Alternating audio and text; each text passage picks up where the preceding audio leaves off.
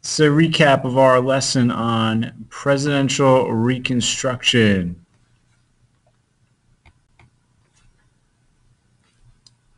Start with the war's aftermath. So the South was in very bad shape. 624,000 dead, 1 in 3 Southern men. Black Southerners, plantation owners, poor white Southerners, all in bad shape. And the question that the Union government had to consider was, do we punish the South or do we pardon the South?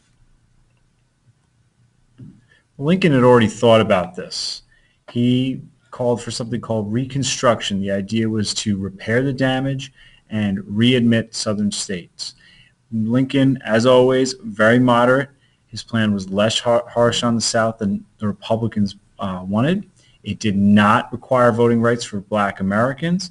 Radical Republicans opposed this. They believed that the Civil War was a moral war about slavery, and they wanted Southern society totally reconstructed. They had a plan that Lincoln did not sign on to.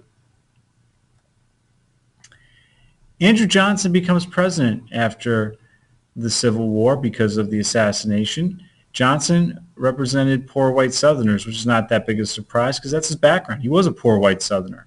His plan was more lenient than Lincoln's plan. The first taste of freedom for freed slaves involved a few things.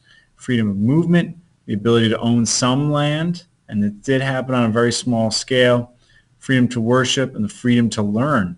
That's a big part of slavery, is you have to keep your slaves illiterate and uneducated. Otherwise, they're going to start asking questions about why are they slaves and why is this society structured the way it is. And so you start getting the first taste of freedom for freed slaves.